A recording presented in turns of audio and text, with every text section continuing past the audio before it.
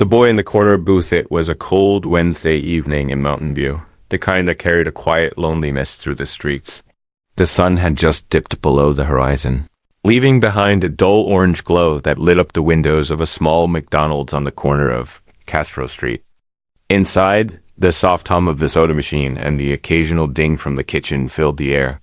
A few customers sat quietly, staring at their phones, chewing slowly, disconnected from one another, each lost in their own world. But in the far corner booth near the window that looked out into the parking lot, a boy sat with his head down, shoulders trembling.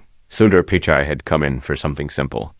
He had been in meetings all day, the kind that never really end, only shift from one room to another, one set of expectations to the next.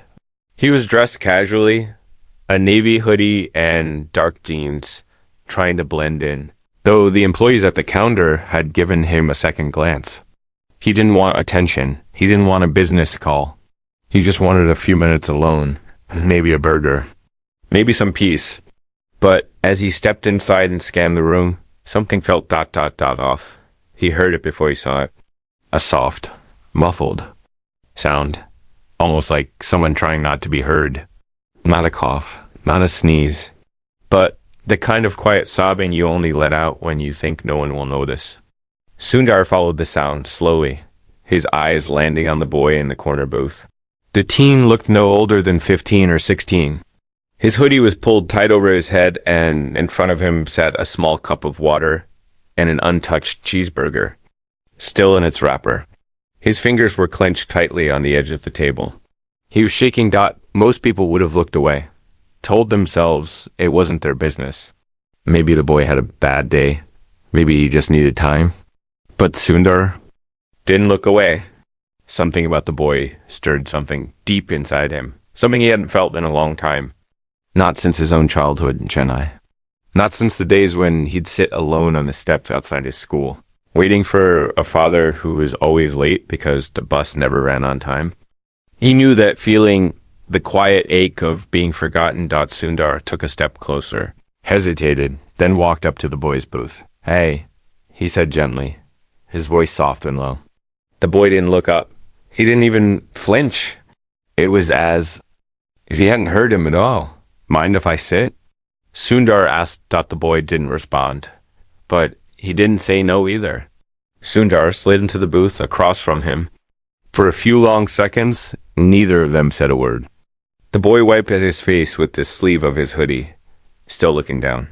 "You don't have to talk," Sundar said. "But sometimes it helps." The boy finally looked up. His eyes were red, his face pale, but what struck Sundar the most was the look of absolute hopelessness, not anger, not frustration, but that quiet, empty kind of sadness that comes when you feel like you've run out of options. "You don't know me," the boy said, his voice barely above a whisper. "You're right," Sundar said. "But I know what it's like to feel alone." The boy stared at him for a moment, trying to make sense of who this stranger was, why he cared. "You some kind of social worker?" Sundar smiled. "No, just someone who's seen what happens when people feel invisible." The boy looked away again. He reached for the water cup, took a tiny sip, and set it back down with a shaky hand. His fingers were raw, the skin around his nails chewed and red. Sundar noticed. He also noticed the boy's backpack on the seat beside him, old torn, the zipper barely holding together. "My name's Sundar," he said. The boy blinked. There was a flicker of something. Recognition, maybe. But it was buried beneath layers of exhaustion. "Ben," the boy finally said. "My name's Ben," Sundar nodded. "It's good to meet you, Ben." Ben took a deep breath. For a second he looked like he might speak, but instead he just stared out the window. Sundar waited. He knew not to push. Sometimes silence says more than words. After a long pause, Ben finally broke it. "I wasn't going to eat that," he said, nodding at the cheeseburger. "I just need a place to sit for a while." "You can sit here as long as you want," Sundar replied. Ben looked at him, confused. "Why are you being nice to me?" Sundar paused. There were 100 answers to that question. He could talk about his past, about how he once lived in a 2-room apartment with no refrigerator, how he shared a single notebook with his brother because they couldn't afford more. He could talk about the nights he cried himself to sleep, thinking he would never escape. But instead, he just said, because someone once did the same for me. Ben didn't respond right away. He just looked at Sundar for a long moment, and in that silence, something shifted. Not much, just a little. But enough. Outside, the streetlights flickered on. The sky turned darker, and a few more customers wandered in, ordering meals and finding seats. But the world inside that booth, in that tiny corner of the restaurant, had slowed down. It had narrowed into something rare, something real. My mom kicked me out, Ben said suddenly. The words came out fast, like they'd been waiting all day to be released. Said she couldn't deal with me anymore. Said I was too much. Sundar felt something in his chest tighten. I'm sorry, he said. Ben shook his head. It's not the first time. I've been in and out of places, friends' couches, shelters, schools that don't care. People act like they're helping, but they're just checking boxes. No one really wants to deal with you if you're broken. Sundar leaned forward, his eyes never leaving Ben's. You're not broken. Ben laughed bitterly. You don't even know me. I don't have to, Sundar said. I know you're here, and I know you're still fighting. That says something. Ben looked down again, and Sundar saw the tears return. Not loud, not dramatic. Just quiet, tired drops rolling down his cheeks. I had this teacher once, Ben said softly. She said I was smart. Told me I could do something big one day. I believed her for a while. But then things just got worse. School didn't feel safe anymore. I stopped going. And now... He trailed off. Now you're here, Sundar said. And that means you're still in the game. You haven't given up. Ben didn't reply. He just sat there, tears falling silently, staring. At the cheeseburger he didn't want. A long pause followed. Outside, cars passed. People lived their lives, unaware of the boy and the man sitting in that quiet booth. Finally, Sundar stood up. Ben looked startled. Come on, Sundar said. You need a warm meal. Something better than that cold burger. Ben looked at him, confused. What? I know a place, Sundar said. They make the best dosa this side of town. Come with me. Ben hesitated. He looked down at his hands at the table, then back at Sundar. Why would you do that? Because no one should be left alone when they're hurting. Ben's lip trembled, but he nodded slowly. As they walked out of the McDonald's, Sundar placed a gentle hand on the boy's shoulder. You didn't say much. You didn't need to. In that moment, something had changed. A connection had formed, not out of charity, but out of understanding. Out of shared pain. What Sundar didn't know was that this night would be the beginning of something neither of them could have predicted. A journey that would test them both. A story of second chances, of resilience, and the quiet power of kindness. But for now, all that mattered was that one boy didn't feel invisible anymore, and that someone had finally noticed. Asterisk secrets behind the silent Seth. Restaurant Sundar took Ben to wasn't anything flashy. It sat quietly between a laundromat and a closed-down bookstore on a side street, just a few blocks from downtown. The sign above the entrance flickered slightly, the lights aging like everything else around it, but the smell inside warm spices, sizzling batter, and the earthy scent of curry leaves wrapped around them the moment they stepped through the door. It was the kind of place where the food told stories, where people came not just to eat, but to remember something they'd lost along the way. Ben had never been anywhere like it. He clutched the strap of his torn backpack as they walked in, eyes scanning the room, unsure if he belonged there. The walls were lined with old photos, families eating together, faded shots of village streets, black and white portraits of people smiling through time. Sundar greeted the owner, a quiet man with silver hair and soft eyes, in Tamil. They exchanged a few words, a quick hug, and a nod toward Ben. No questions asked. Just understanding. They sat at a small table by the window. The air was filled with the hiss of dosa batter hitting hot iron pans and the gentle clinking of steel cups. A server brought them 2 plates of steaming dosa, golden and crisp, folded gently around a spiced potato filling. 3 small bowls sat beside the plate coconut chutney, tomato chutney, and a rich, dark sambar. Ben stared at the food in front of him like it was too good to be real. He hadn't eaten a hot meal in days. His stomach ached, but his hands hesitated. Go ahead, Sundar said gently. It's for you. Ben nodded slowly, picked up a piece, dipped it into the chutney, and took a bite. The flavors hit him all at once, warm, savory, comforting in a way he hadn't felt in months. He ate slowly at first, unsure, then faster, as if afraid someone might take it away. Sundar didn't speak. He just let Ben eat. Sometimes kindness meant giving someone space to feel safe. After a while, Ben slowed down, wiped his mouth with a napkin, and leaned back in his chair. His eyes looked a little clearer, his shoulders less tense. I haven't had food like this since ... double quotes. He paused, searching for the right words. Since before everything went sideways. Sundar nodded. Want to tell me what happened? Ben looked down at the table, fingers tracing the edge of his steel cup. He was quiet for a long time. Sundar didn't push. He knew how heavy some truths were. How hard they were to speak aloud.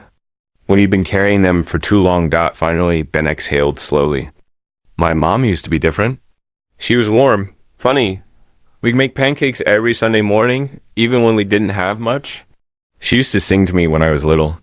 Dumb songs about frogs and clouds. But that was before my stepdad came around. The words came out sharp, like they'd been buried for too long. Ben's eyes darkened. He was got strict at first. Always watching, always correcting. But it got worse. Little things at first. Yelling, breaking plates, blaming me for stuff that wasn't even my fault. Said I was too sensitive, that I needed to toughen up. Then the hitting started. Sundar's hands clenched beneath the table, invisible to Ben. He kept his face calm, his voice steady. Did anyone know? I tried telling my school counselor once, Ben said. She filled out some forms, called child services. They came to the house. My mom said I was making it all up. Told them I had a wild imagination.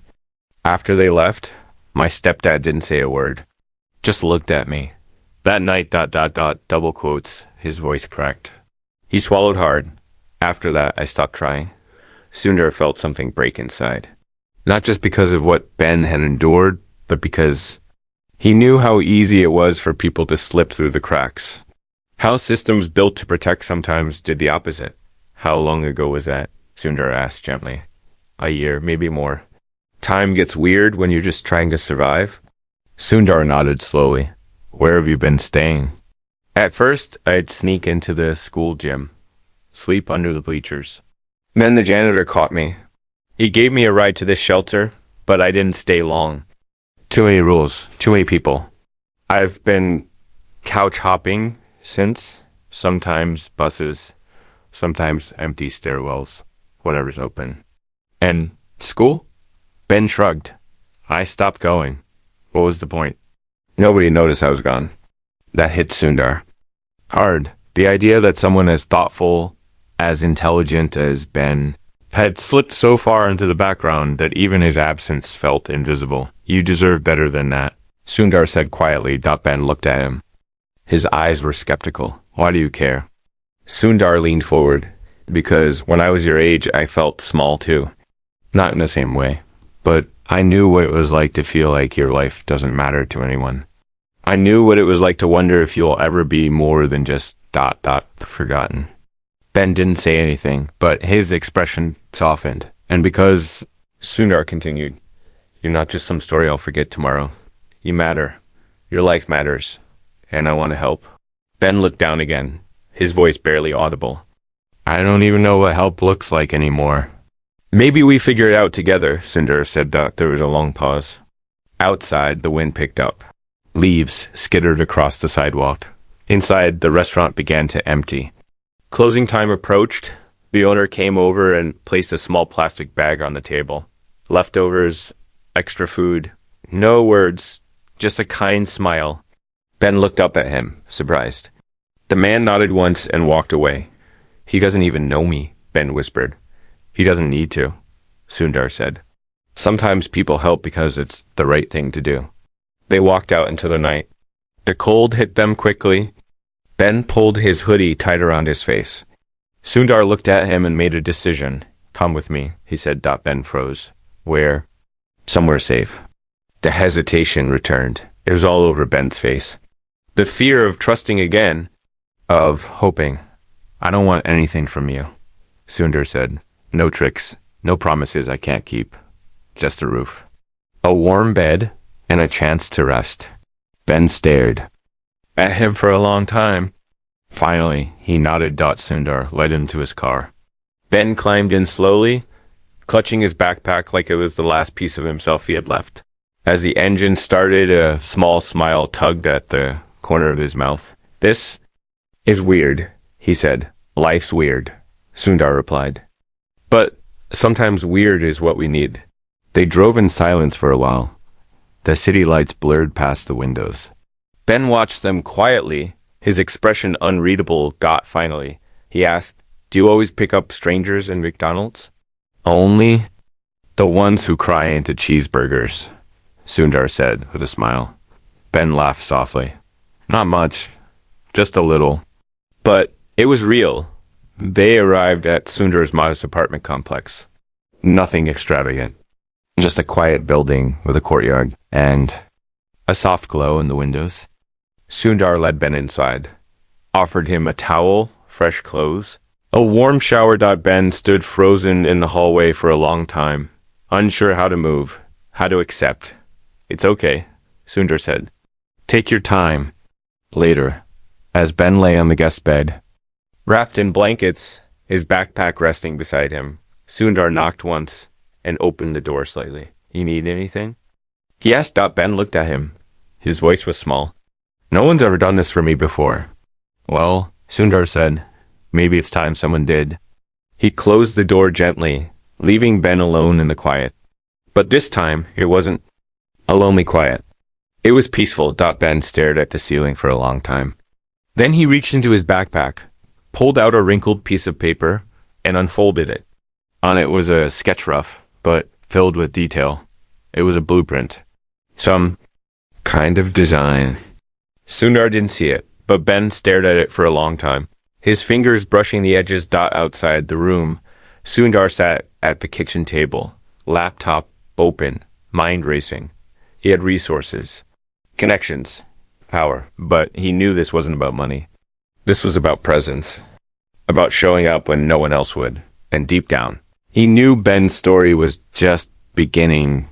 What neither of them knew was that someone else had seen them leave the McDonald's together. Someone who wasn't supposed to be watching. And that someone was about to change everything.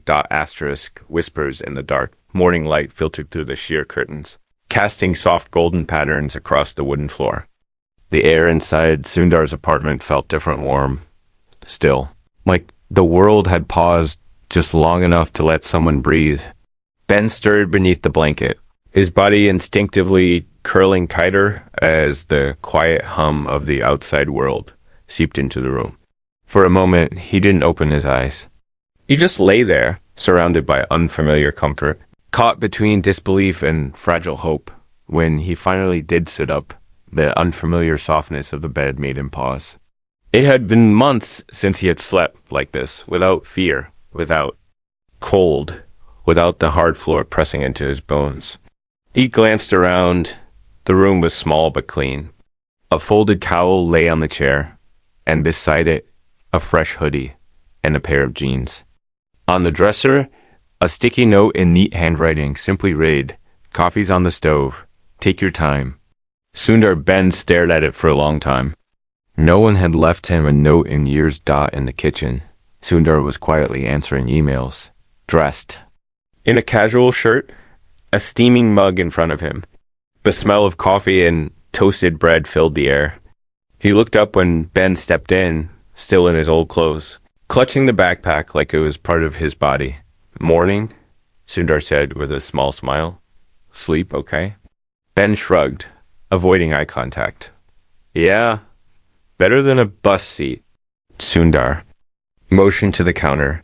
Help yourself. There was toast, eggs, and a bowl of fruit. Ben hesitated. Every cell in his body screamed not to trust this. It felt too good, too stable. But hunger always won. He poured a cup of coffee, made a small plate, and sat at the table across from Sundar, chewing slowly. Still watching every move, they ate in silence for a while. Sundar didn't push, didn't ask. You just let the moment exist, Dot. Finally, Ben set his cup down. You really just help people like this? Not often, Sundar said, honestly. But sometimes the right person shows up at the right time. Ben looked at him, studying his face. Who are you really? Sundar chuckled softly. Just someone who remembers what it was like to feel unseen. Ben didn't push further. Maybe he didn't want to know more just yet.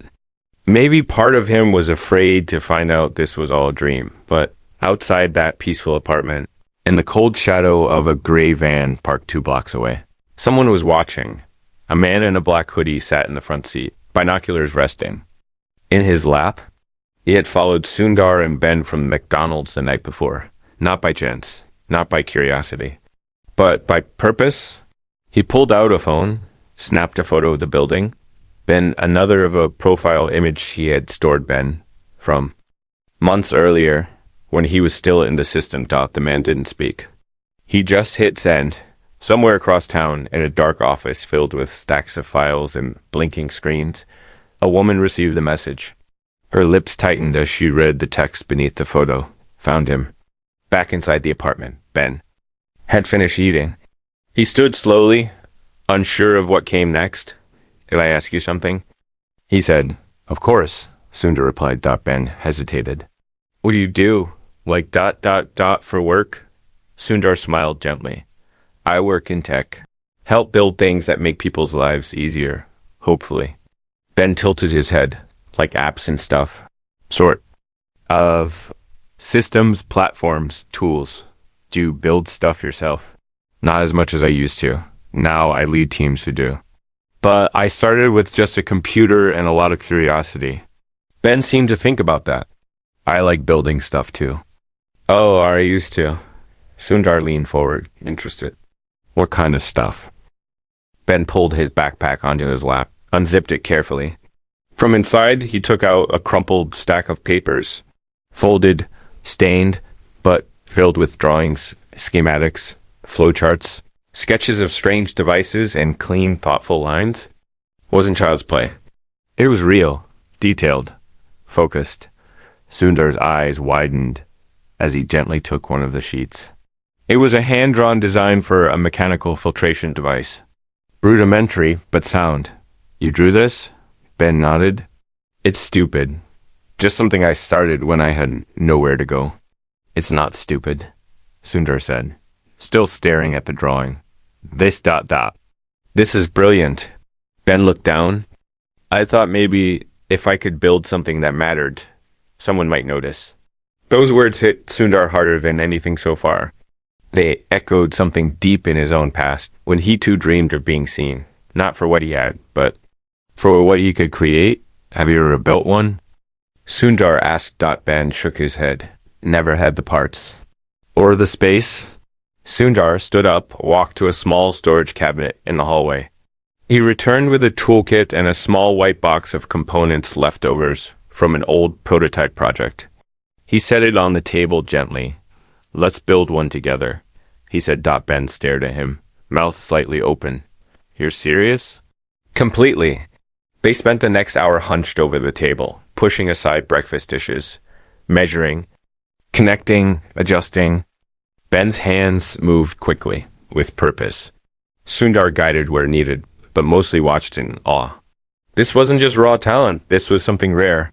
Something pure. But as they tested the pump mechanism and watched it flicker to life for the first time, neither of them knew that the woman in the office had just picked up her phone. She dialed. We found the boy, she said into the receiver. He's with a civilian. We believe it's him. The voice on the other end was cold. Retrieve the boy, quietly. What about the man? Monitor him. For now. Back in the apartment, Ben was laughing. really laughing. The device worked. Not perfectly, but enough to prove it was more than just a dream on paper. Sundar smiled at him, pride shining in his eyes. You built something that works, he said. That's a big deal. Ben wiped his hands on his hoodie. Still, grinning. I can't believe it. I actually did it. You didn't just do it, Sundar said. You owned it. The rest of the day passed in quiet celebration. They made lunch together, watched a documentary about inventors, and even went for a walk in the nearby park. Sundar gave Ben space, but stayed close. Not hovering, just present. Like an anchor in a storm. But that night, just as the sun dipped low again, a knock came at the door. Sundar paused. He wasn't expecting anyone. Ben froze, instinctively retreating toward the hallway. The knock came again, firmer. Sundar walked to the door, glanced through the peephole. A woman in a long gray coat stood outside, holding a clipboard, her face unreadable. Can I help you? Sundar asked through the door. My name is Melissa. I'm from Youth Protective Services. She said calmly, I believe you have someone in your home who is under our care. Sundar's stomach dropped. Ben heard every word. We just need to talk, she added, her tone gentle but firm. Sundar opened the door halfway, careful to block the view inside. He's safe here? Sundar said cautiously. I'm sure he is, she replied. But we have protocols. And someone filed a missing youth alert on him. From the hallway, Ben whispered, No. Not again. Sundar looked back at him. You don't have to go unless you want to. Melissa raised an eyebrow. That's not how this works. Ben's breath grew faster. His eyes darted toward the door. He felt it again, the weight of every adult who said they would help, only to hand him back to pain. Sundar turned to her, his voice steady. I need a moment with him, Melissa hesitated. You have 5 minutes? He closed the door gently and turned to Ben. We'll figure this out. Ben shook his head. They'll take me back. To a shelter. Or worse, I can't go. I won't. Sundar looked into the boy's eyes, and for the first time saw real fear. Not just anxiety. Not just sadness. But raw terror. And then Ben said, something that would change everything. There's a reason they want me back. It's not just about safety. It's about what I know. Sundar frowned. What do you mean? Ben looked down at the floor, then back up. I wasn't just building. For fun, he whispered. Someone found my designs a few months ago. Someone important.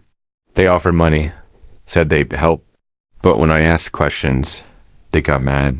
I ran, and I've been running ever since. Outside, Melissa knocked again. Sundar's mind was racing. What had been created?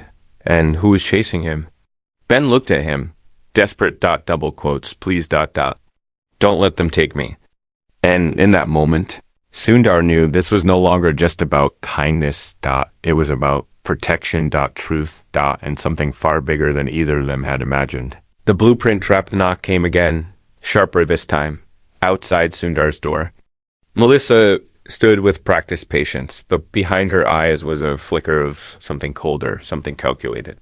She didn't shift her weight, didn't glance at her watch. She knew how this worked. Pressure and silence. Wait for the nerves to break. Inside. Sundar was facing a storm that had nothing to do with rain. Ben stood in the hallway, frozen like prey. His breathing had grown shallow. His eyes darted to the windows, the back door, the shadows. Sundar had seen that look before, but only in people who knew what it meant to be hunted. You have to trust me, Sundar said softly, lowering his voice, stepping closer. Well, you just told me. It changes things. Ben flinched. I shouldn't have said anything. Forget I did. I can't do that, Sundar replied. And you don't need to run anymore. You're not alone. Ben stared at him, caught between wanting to believe and the years that had taught him not to dot outside. Melissa knocked again, this time calling through the door. Mr. Pichai, time's up. If the miner is inside, I have the legal right to enter. Sundar opened the door only slightly. He's not a danger to anyone. If you're truly from youth services, then we can schedule a proper meeting. He's scared. He needs space. Melissa smiled, but it didn't reach her eyes. Protocol doesn't leave room for negotiations. Then show me identification, Sundar said, holding his ground. And a warrant if you plan to enter my home. Her smile thinned. I'm not here to play games, sir. Neither am I. A tense silence filled the air between them. Melissa finally reached into her coat and pulled out a thin ID badge. Sundar studied it closely. The logo looked real. The text checked out, but something still felt wrong. Too rehearsed. Too clean. He closed the door again, turned back to Ben, who was now pacing like a caged animal. They're not from youth services. Ben whispered, I know that woman. She's one of them. One of who? The people who came after me when I said no. When I didn't sell the designs. She was there that night, in the building, watching. Sundar's stomach dropped. Everything inside him screamed to act fast. Okay, he said quietly. We're getting out. Now. He moved quickly, grabbing 2 small bags, stuffing them with essentials chargers, water, first aid, energy bars. He handed one to Ben and pulled open a panel in the hallway, revealing a narrow service stairwell that led to the basement garage. We go out through the loading dock, Sundar said. What? About her? Ben asked, trembling. If she's real, she'll follow protocol. If she's not ... then we don't want to be here when she breaks it. They slipped out the back just as Melissa knocked again, this time hard enough to rattle the door. In the garage, Sundar's second car, a nondescript gray hatchback, waited under a layer of dust. Perfect for going unnoticed. As they drove off, Sundar checked the mirrors. Nothing yet. Where are we going? Ben asked, gripping the door handle tightly. Somewhere they won't find us, Sundar said. But first, you need to tell me everything. Ben hesitated. The road hummed beneath them. Traffic was light. Ahead, the city lights gave way to darker stretches of highway. Finally, Ben spoke. It started last year. I was spending a lot of time in the school's robotics lab. The teacher let me stay late. Said I had a gift. I was working on something that filtered water through a layered carbon system, using self-cleaning coils and passive energy. Basic stuff, really. But I wanted it to work without electricity, like for disaster zones. Sundar asked. Ben nodded. Or refugee camps. Even homeless shelters. I read a story about people drinking sewer water in abandoned buildings, and it just ... stuck with me. He pulled out a crumpled sketch from his hoodie. Sundar glanced at it while keeping his eyes on the road. The lines were rough, but the idea was brilliant, simple, compact, sustainable. It was more than a filter. It was a system. I showed it to Mr. Hansen, my teacher. He was excited, said he'd help me get it patented. Said we could even enter it into a competition. I thought he really believed in me. Ben's voice broke slightly. But then a few days later, these people showed up. Said they worked with a non-profit that helped fund ideas like mine. They offered me money, a lot of it, enough to change everything. But you didn't take it? Ben shook his head. They got weird when I asked what they'd use it for. They didn't care about clean water. They wanted the coil tech, the filters. They talked about surveillance, tracking molecules, even biometrics. It wasn't about helping people. It was about control. So you ran, Sundar said quietly. Ben nodded. I've been hiding ever since. The car continued down the highway. Silence stretched between them, filled only by the low hum of the engine and the wind against the windows. There's more, Ben said, finally. I built a backup, a prototype. It's hidden. Sundar looked over. Where? In the basement of the old library. The one they shut down last summer. Nobody goes there. We'll go get it, Sundar said. Tonight. They drove another 30 minutes until they reached a quiet motel, tucked behind a gas station. It wasn't luxury, but it was safe. Sundar paid in cash, using a name that wasn't his. They stepped into the room, and for the first time that day, Ben collapsed onto the bed, his face buried in his arms. You okay? Sundar asked gently. I don't know how to do this, Ben whispered. You don't have to know. You just have to keep going. Sundar pulled out his laptop, opened a secure browser, and began digging. He started with Melissa's ID, then the organization she claimed to be from. After 30 minutes, it became clear no one by that name had worked for youth services in over 2 years, and the badge number? Stolen. His heart pounded. This wasn't just a misunderstanding. It was a hunt dot, and Ben was the prize. You were right, Sundar said. She's not who she said she was. Ben looked up. Then they're coming. Sundar nodded. And we'll be ready. He turned the screen toward Ben. Let's find out exactly what you built, and who wants it. So badly. They stayed up most of the night. Sundar created a secure file, scanned Ben's designs, and ran them through his old engineering software. As the data compiled, a model began to take shape. What Ben had created was more than a water filter. It was a miniature, energy-free biochemical detector capable of identifying toxins, pathogens, even genetic material. In the wrong hands, it could be turned into something devastating. You didn't just invent a filter, Sundar whispered.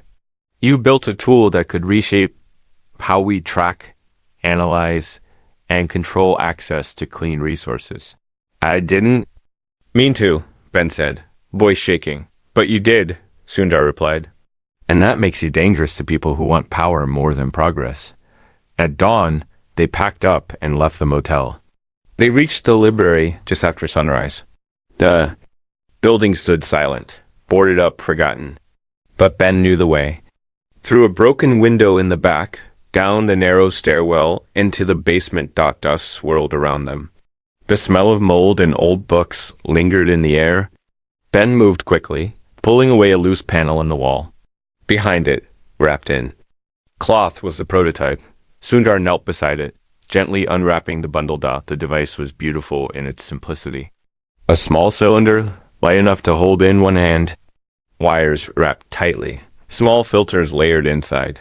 It was functional, but also elegant, a testament to Ben's quiet brilliance. We need to protect this, Sundar said. And you? Just then the sound of tires screeched outside. Ben's eyes widened. They found us. They grabbed the prototype and bolted for the exit, slipping. Through the shadows, Sundar knew a dozen ways out of the old building. They used every one dot behind them. Footsteps echoed. Voices called out, but they didn't stop. They ran into the light. And as they did, Sundar realized this was no longer just a rescue. This was a race against something far darker than he had imagined. And the only way to win was to expose the truth. The edge of the storm.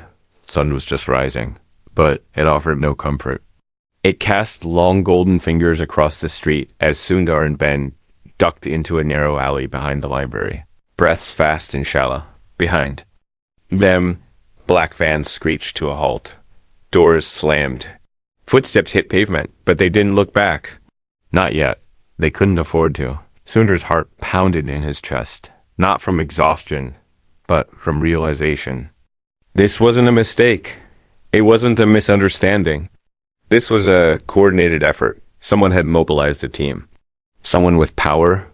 Someone who wanted the prototype and wasn't afraid to chase down a teenager in broad daylight to get it. They slipped into the back entrance of an old bakery, long abandoned, its windows covered in grime. Sundar slammed the metal door shut behind them and bolted it with a rusted beam. He leaned against it, panting. Ben dropped to the floor, clutching the prototype to his chest like it was life itself. Are we safe? Ben whispered. For now, Sundar said, pulling his phone from his pocket and switching it to airplane mode. But they're tracking more than our location. He opened the phone, removed the SIM card, and smashed it under his heel. Then he handed the phone to Ben. Do the same? Ben hesitated. It was the only device he had left, his only way to the outside world. But he nodded, pulled out his cracked phone, and crushed the SIM card against the wall. They sat in silence. For a moment, dust floated in the light pouring through a crack in the ceiling.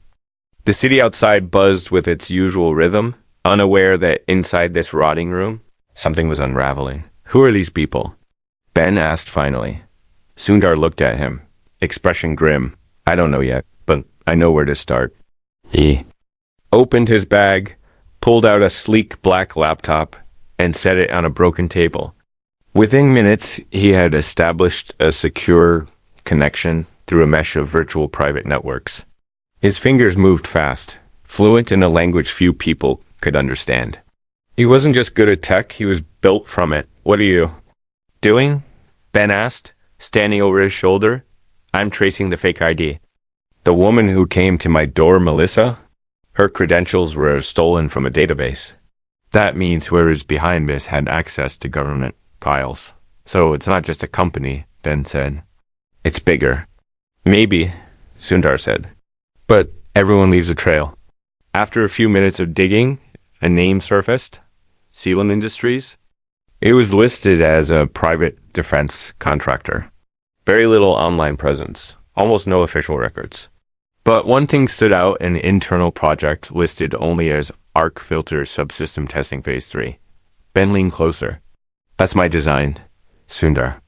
Click deeper, bypassing encrypted blocks until a set of documents loaded on the screen. They weren't just studying the design, they were replicating it, adapting it for facial recognition, chemical analysis, even behavioral tracking.